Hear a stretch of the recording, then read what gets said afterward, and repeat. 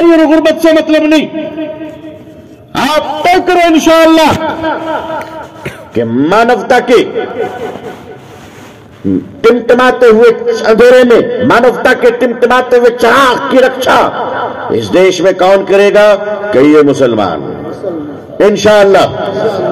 مسلمانوں، اگر اس دیش میں کوئی غریب کی بچی، چاہے وہ مسلمان کی ہو یا ہندو بھائی کی ہو، کسی بھی دھرم اور ذات کی ہو، اگر اڑیسہ کے کالا ہانڈی میں ایک معصوم بچی دلت کی 7 دنوں تک کھانے کے انتظار میں بھات بھات کہتے ہوئے بھوکی مر جاتی ہے، تو مجھے اس سے کوئی لینا دینا نہیں کہ ڈی ایم کیا کر رہا ہے، ایس پی کیا کر رہا ہے، ڈی ایس پی کیا کر رہا ہے، سرکاری کیا کر رہی ہے. میں پوچھتا ہوں، اے دیش کے مسلمانوں، تم کیا کر رہے ہو؟ تم کیا کر رہے ہو؟ تمہاری کیا ذمہ داری ہے؟ کیوں؟ اس لیے یہ سارے جگت کے مانو انسان ایک ہی ماں اور باپ کی اولادیں ہیں. ایک ہی ماں باپ کی اولادیں ہیں. ایک ہی کمپنی کا مال ہے، الگ الگ شو روم میں بک رہا ہے. بھائی سن رہے ہو بھائی؟ ایک ہی کمپنی کا مال الگ الگ شو روم میں بک رہا ہے. ہم سب ایک ہی کمپنی کے مال ہیں، چاہے وہ کسی بھی ذات اور دھرم اور کسی ویوستھا اور پرانت اور بھاشا کا آدمی ہو، ہندوستان کا ہو، پاکستان کا ہو، افغانستان کا ہو یا قبرستان کا ہو. یہ سارے کے سارے انسان ایک ماں باپ کی اولاد ہیں. لہذا یاد رکھنا، تم ہماری ماں کو ماں کہو یا نہ کہو، تمہاری ماں کو تو زندگی بھر ہم ماتا کہتے رہیں گے. تمہارے پاس جو ہے تم لو، ہمارے پاس جو ہے ہم لائیں گے. اگر تمہارے پاس بدبو ہے تو ہم کیا کر سکتے ہیں؟ مگر خدا نے عود و عنبر ہمیں عطا فرمایا ہے، ہم تو تمہیں سونگھا کے رہیں گے، سونگھا کے رہیں گے. اگر تم خوشبو نہیں سوؤ گے تو پٹک پٹک کے سونگھائیں گے، مگر سونگھائیں گے.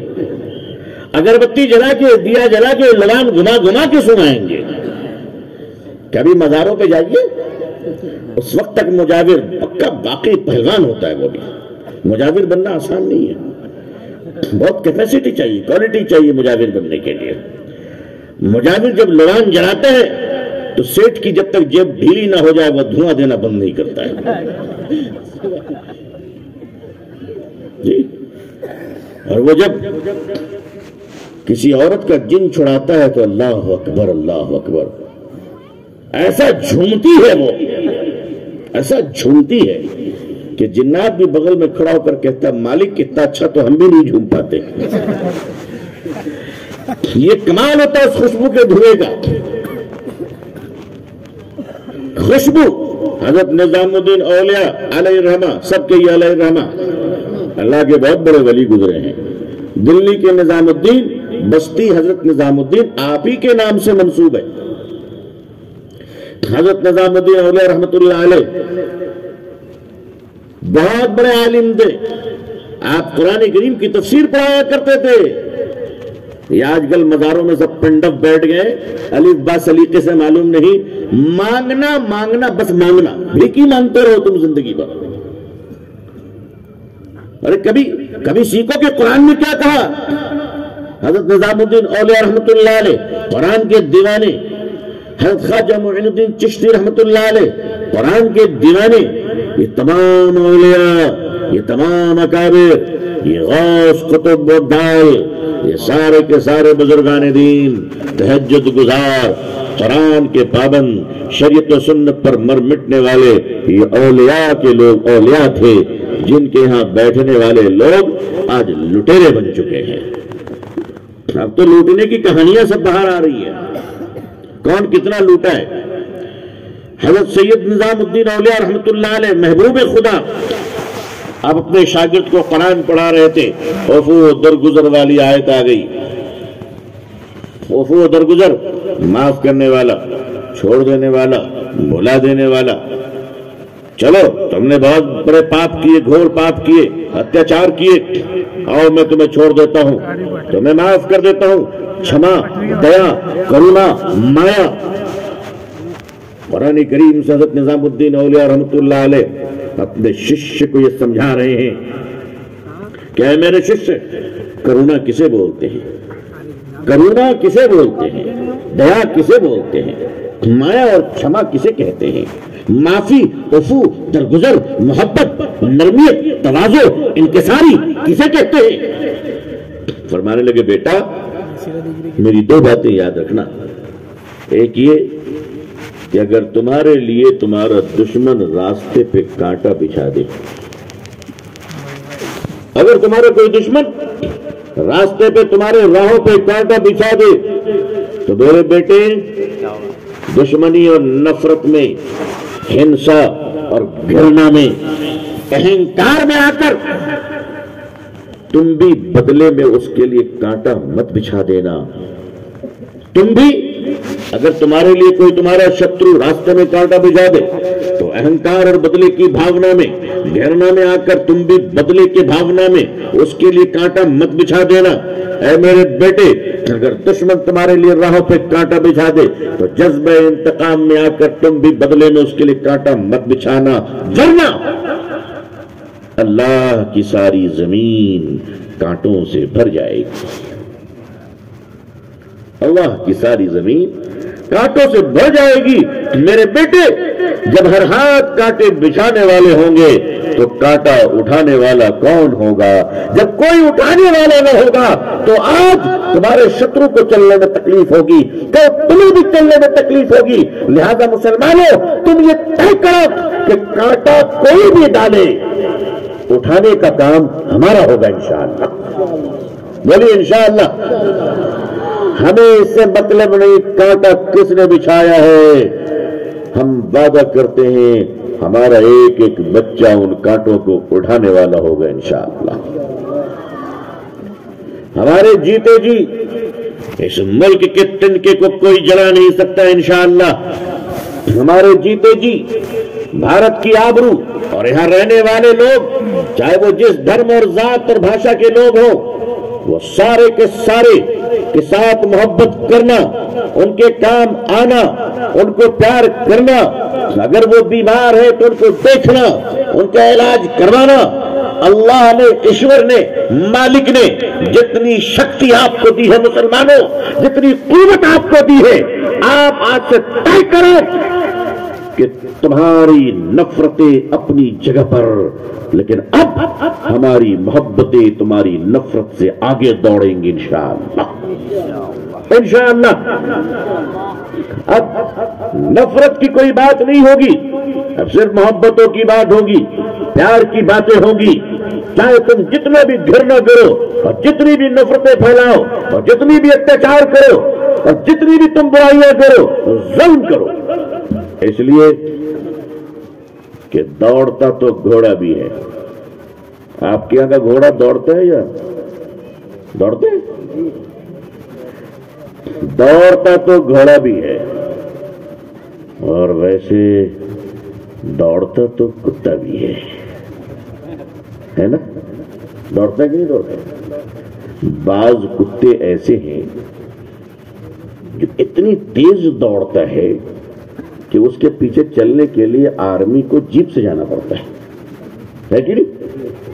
تو دوڑتا گھوڑا بھی ہے، دوڑتا کتا بھی ہے. لیکن کتے کے دوڑنے کی وجہ سے گھوڑا کیا اس کے ساتھ ریس کرے گا؟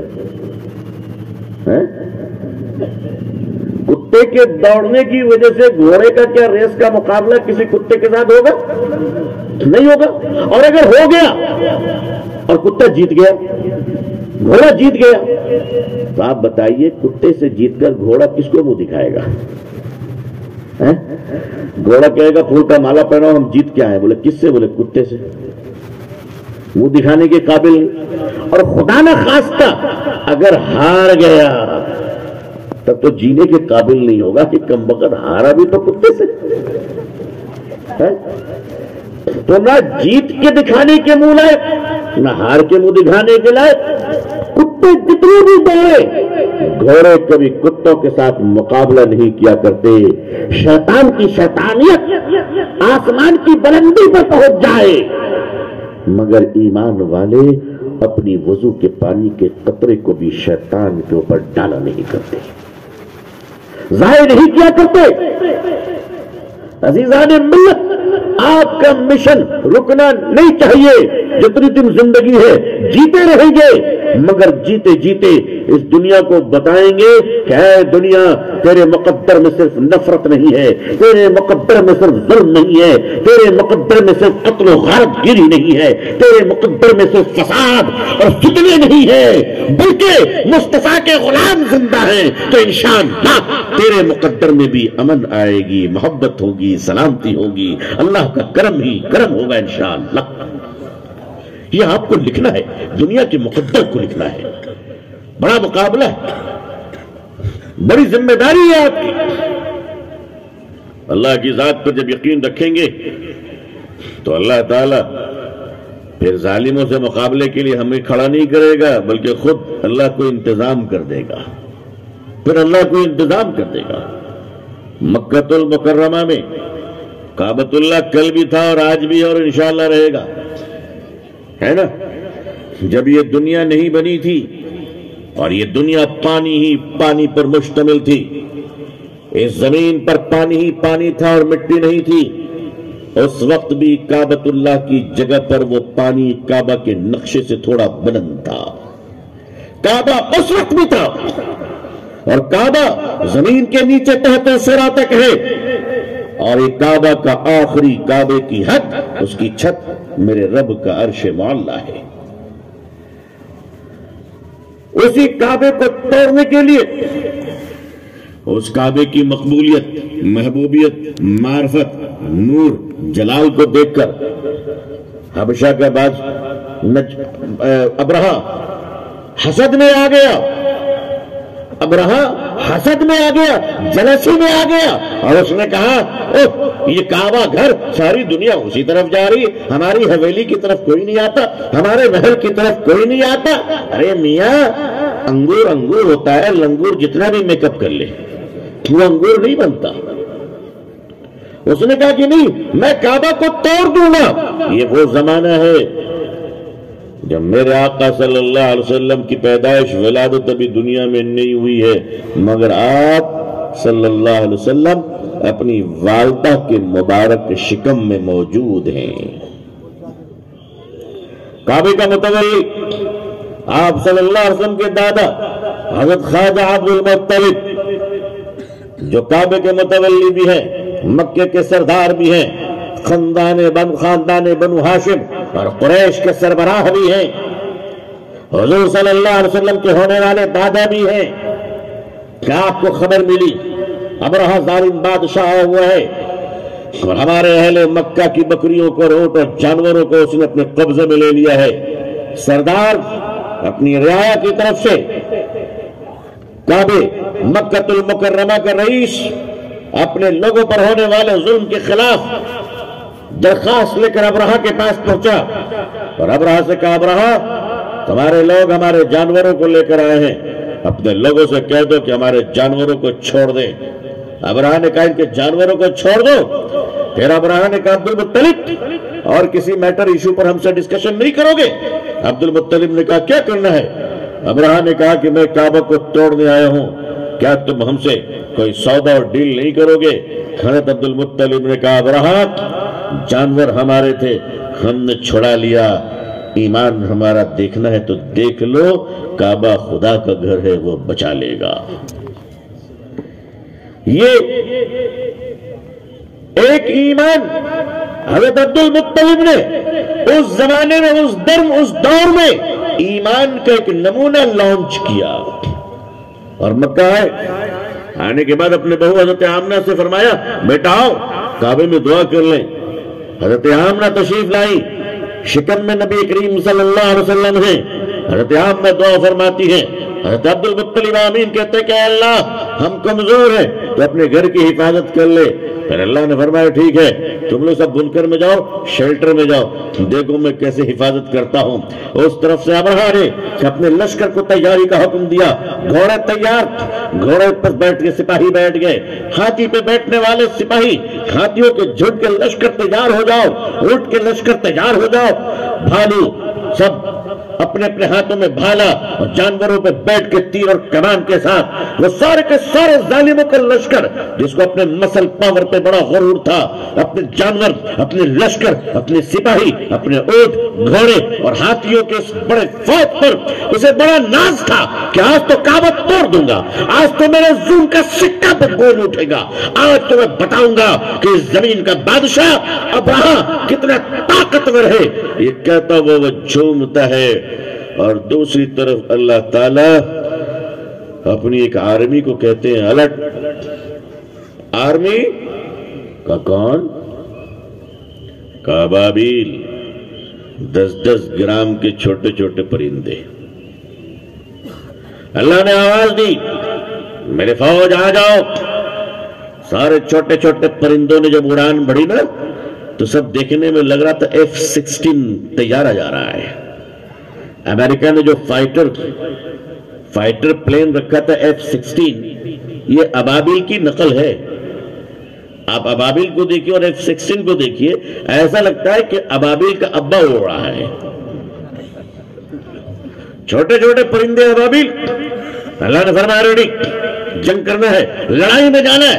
ابابیل خوش ہو گیا، چلو کسی کام کے تو ہم بھی ہوئے الحمدللہ۔ اللہ نے کہا ہتھیار لوڈ کرو۔ کہا کیا؟ کہا ریگستان میں گری ہوئی کنکریاں اٹھاؤ، چوچ میں پکڑو، چنگل میں۔ پرندوں نے کہا اللہ میاں اس کے بعد کیا کریں گے؟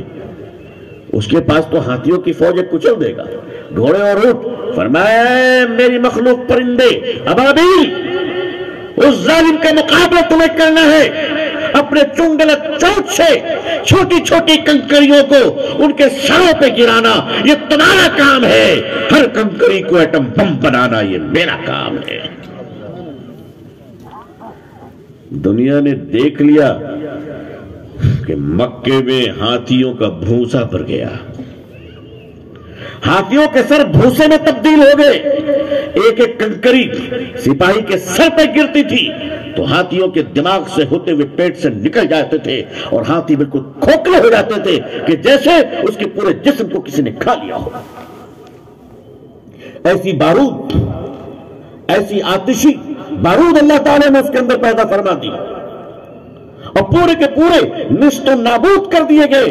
عائشہ رضی اللہ تعالیٰ عنہ روایت کہتی ہے کہ اس میں سے جو سپاہی بچ گئے تھے وہ سب اندھے ہو گئے تھے۔ میرا بچپن تھا، میرے بچپنے میں ابراہا کے بچے ہوئے سپاہیوں میں ایک بوڑھا سپاہی اندھا مکے کی گلیوں میں بھیک مانگا کرتا تھا۔ یہ مائنورٹی اور میجورٹی کیا چیز ہے؟ نو کوشچن۔ کسے کہتے ہیں مائنورٹی اور کسے کہتے ہیں میجورٹی؟ یہ تو دنیا میں آئی واش کرنے کا طریقہ ہے۔ ایماندار اگر مائنورٹی میں بھی رہے تو بے ایمان میجورٹی سے افضل رہے گا انشاءاللہ۔ دنیا میں ساری دنیا بے ایمانوں سے بھر جائے، مگر ایک ایماندار اگر رہے، ایک ایماندار، تو وہ کوانٹٹی کے لحاظ سے مائنورٹی ہو سکتا ہے، لیکن لائلٹی کے پاور کے اعتبار سے وہ سب سے پاورفل میجورٹی رہے گا انشاءاللہ۔ دنیا کی تاریخ میں بہت سارے مائنورٹی میجورٹی دیکھے ہم لوگوں نے۔ حضرت ابراہیم علیہ السلام اللہ کے پیغمبر ہیں، حضور صلی اللہ علیہ وسلم کے جد امجد ہیں۔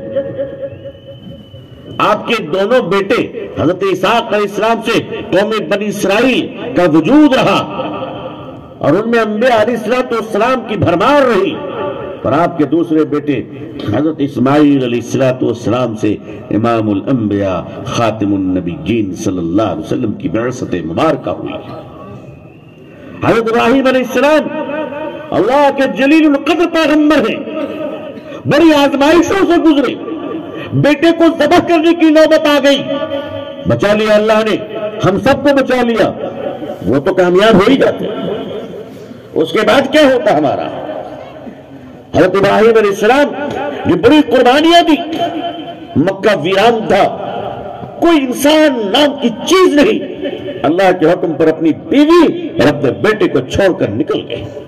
فرمایا کہ اللہ محافظ ہے، یہ اللہ کی ذات کا یقین تھا नमरूद से पाला पड़ा, नमरूद ने ललकारा, आपने नमरूद को ललकारा, नमरूद के दरबार में खड़े होकर कहने लगे, ऐ नमरूद बादशाह सुन, ये चांद अल्लाह ने बनाया, ये सितारे अल्लाह ने बनाए, ये सूरज अल्लाह ने बनाया, ये जमीन अल्लाह ने बनाया, ये आसमान अल्लाह ने बनाया, एक ब्रह्मा द्वितीय नास्तिक, एक ही बनाने वाला मालिक ईश्वर है, एक ही बनाने वाला अल्लाह है, दूसरा कोई नहीं। लिहाजा ये सारी दुनिया इंसानियत की सेवा के लिए है और इंसान अपने मालिक को सजदा करने के लिए है,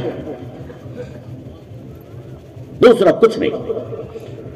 जगत के लोगों को बता दीजिए, लोगों इन बहुत सारी चीजों को हमने अपने हाथों से बनाया है, बहुत सारी चीजों को हमने अपने हाथों से बनाया, ये कार, ये क्रूज, ये फ्लाइट, ये एयरक्राफ्ट, ये मशीनें, ये मोबाइल, ये सारी टेक्नोलॉजी इंसानों की उंगलियों का कमाल है, इंसान के दिमाग का कमाल है। मगर आओ उस एक रब के सामने झुक जाएं जिसने हमारे दिमाग को बनाया है।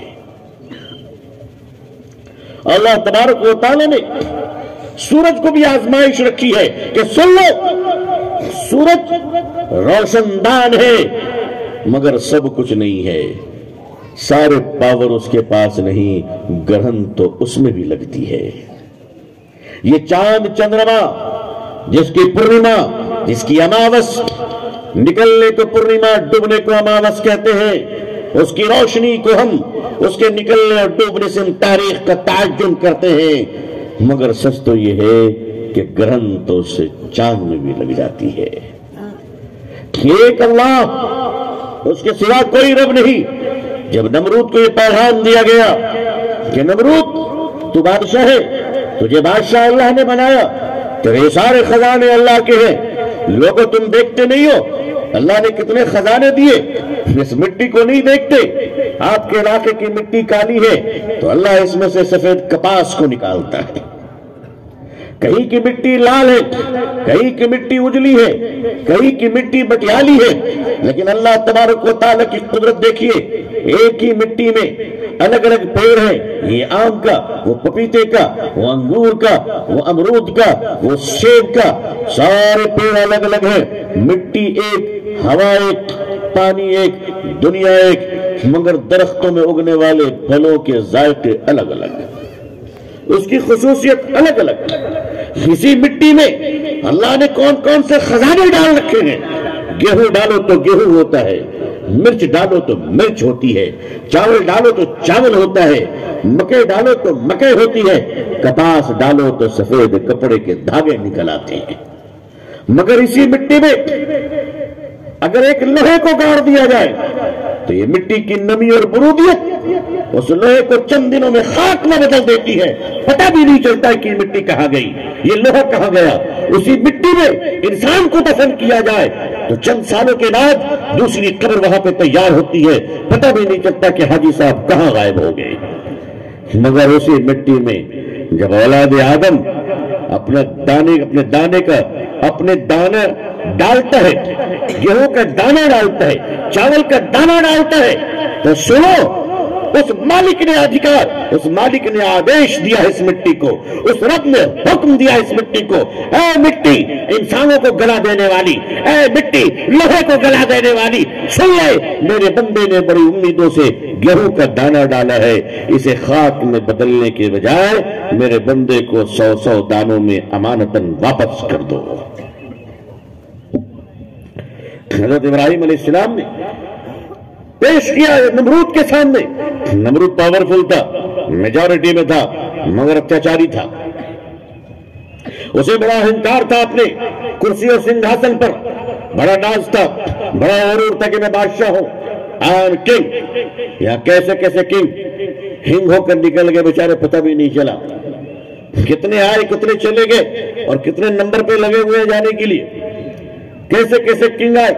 नमरूद के पास फौज है, हथियार है, सिपाही है, ताकत है, दौलत है, खजाने हैं, मेजॉरिटी में है। हजरत इब्राहिम अलैहिस्सलाम के पास कोई ताकत नहीं, ना फौज है, ना दौलत है, बाप है वो भी दुश्मन, माँ है वो भी दुश्मन, گھر والے بھی دشمن، شہر والے بھی دشمن، سارا جہاں دشمن، مگر ابراہیم علیہ السلام فرماتے ہیں کہ میرے ساتھ میرا خدا ہے۔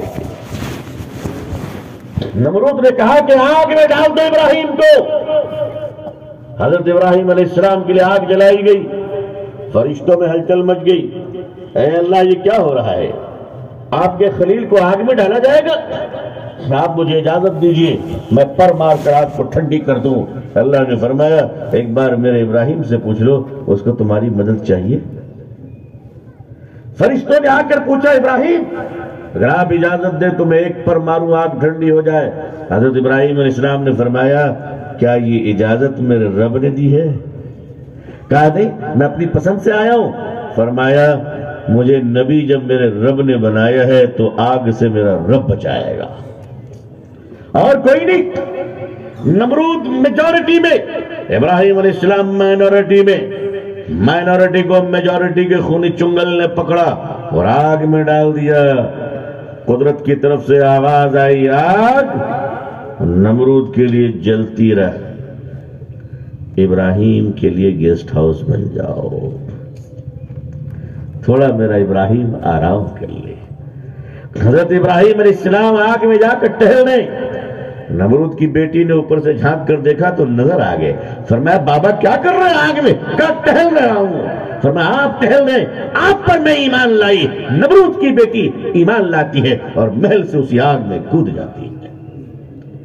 کیا بگاڑ لیا؟ کون سی طاقت؟ کہا کہ اب نمرود اتنا بڑا آدمی ہے، اس کا ٹریٹمنٹ کیسے کروایا جائے؟ اللہ نے فرمایا بھیجتا ہوں ڈاکٹر مچھر کو۔ اب ایک ڈاکٹر مچھر آئے، اب وہ بھی اللہ کا بندہ، ایک ٹانگ کا لنگڑا، بینڈیج بھی نہیں بنوا لی تھی اپنی، ایک پاؤں کا لنگڑا مچھر ہیلی کاپٹر بیل فون ناٹ 7 کی طرح آیا اور سیدھا نمرود کے ناک میں گھس کر مغز کے ایئرپورٹ پہ لینڈ کر دیا۔ اب ادھر مچھر نے اپنا کام شروع کیا، نمرود نے اپنا کام شروع کیا۔ مچھر وہاں کاٹ رہا ہے، یہ یہاں اچھل رہا ہے۔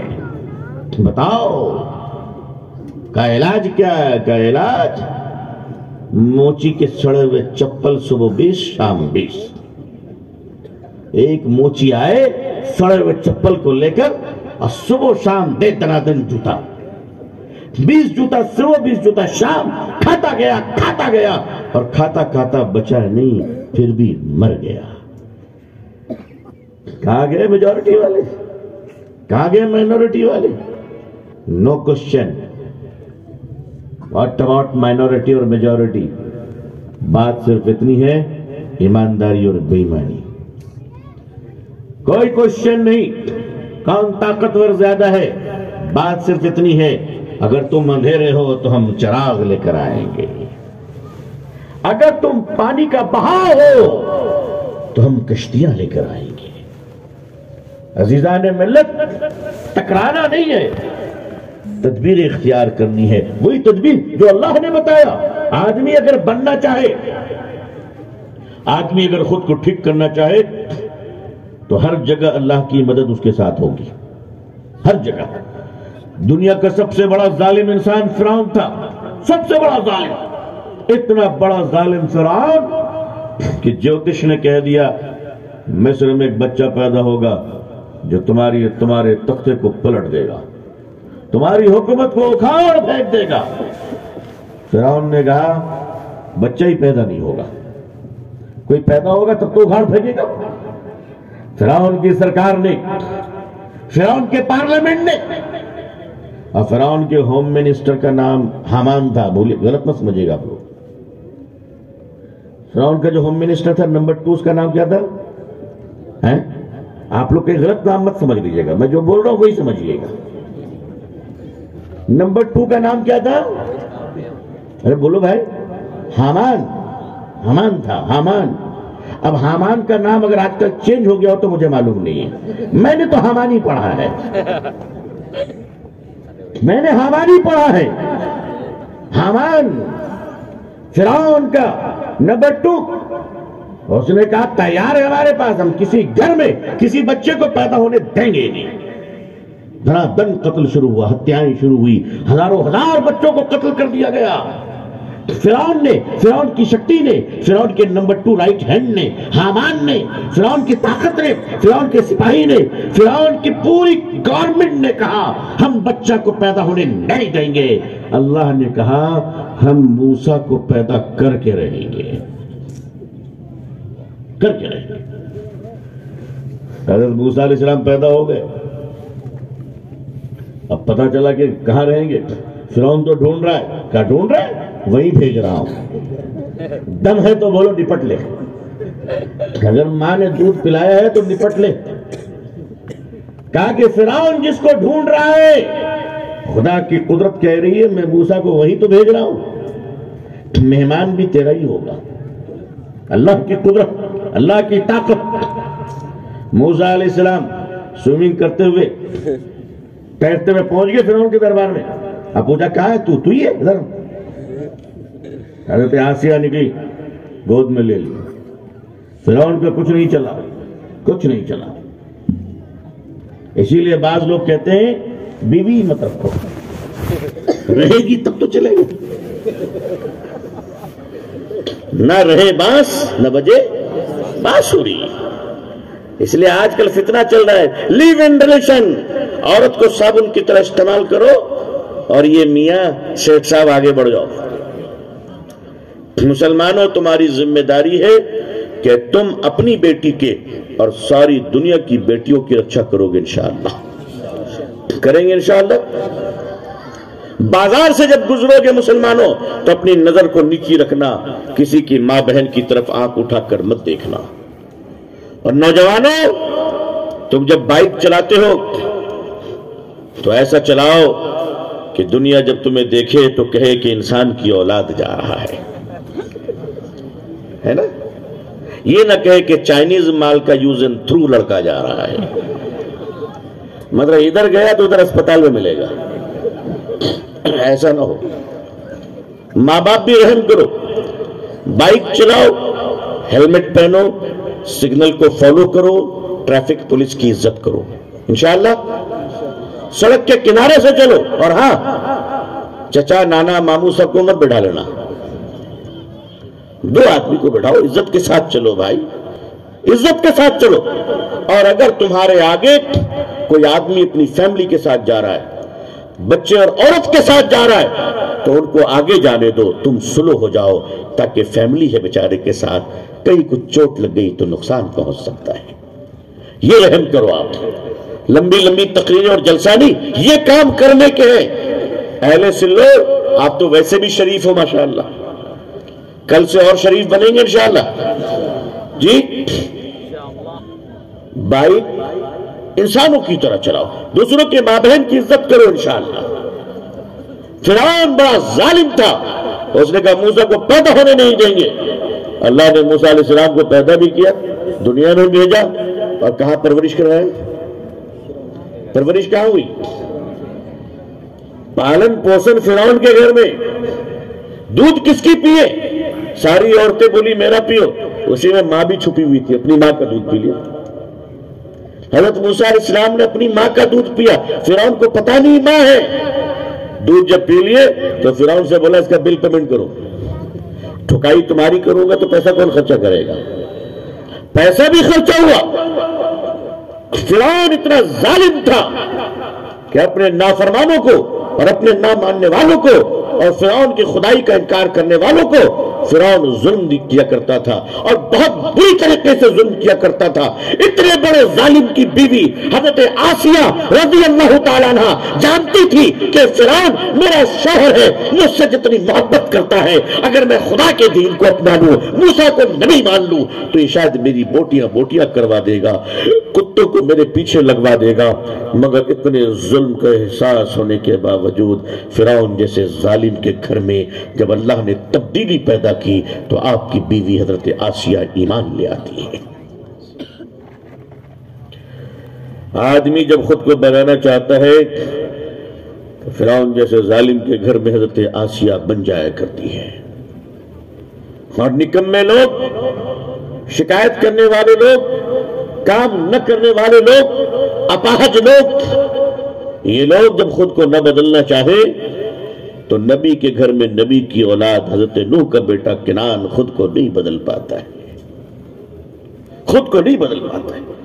اس لیے اپنے آپ کو بدلنے کی فکر کریں کہ انشاءاللہ ہم خود کو ایسا بدلیں گے کہ اپنے گھر والوں کے لیے اچھے ہوں گے انشاءاللہ، اپنے محلے والوں کے لیے اچھے ہوں گے، اپنی مسجد والوں کے لیے اچھے ہوں گے، مجھے کہہ لینے دیجئے اپنے شہر اور اپنے دیش بھارت کے لیے اور پوری دنیا کے لیے اچھے ہوں گے انشاءاللہ، ہوں گے انشاءاللہ۔ میرے بھائیوں، گٹکا کھا کر تھوکنے کا فیشن بہت چل پڑا ہے، اس سے توبہ کرو، اس سے توبہ کرو۔ سڑک پہ جہاں تہاں مت تھوکا کرو، اپنے شہر کو صاف رکھو، یہ حضور صلی اللہ علیہ وسلم کا دین ہے۔ اپنے گھر کے دروازے کو صاف رکھو، اپنا کچرا کسی کے دوسرے کے دروازے پہ مت پھینکو، یہ گناہ ہے، یہ گناہ ہے۔ پڑوسی کے دروازے پہ تھوکو مت، چاہے وہ پڑوسی کسی بھی مذہب کا کیوں نہ ہو، یہ گناہ ہے۔ راستے پر جب چلو تو آپ دوسرے چلنے والوں کی عزت کرو۔ پولیس جو ڈیوٹی میں رہتی ہے اس کو اپنا بھائی انسان سمجھیں، ان کی عزت کریں، ان کی بات مانیں۔ آپ کو قدم قدم پر انسانیت کا پیغام دینا ہے، اس طرح کہ یہ دنیا جب آپ کو دیکھے تو یہ دیکھ کر کہنے پر مجبور ہو جائے کہ اللہ، امت اتنی اچھی ہے تو امت کا رسول کتنا اچھا ہوگا صلی اللہ علیہ وسلم۔ دعا کیجئے کہ اللہ تعالیٰ پوری دنیا میں ہم سب کو اسلام کی عزت دیکھنا نصیب فرمائے۔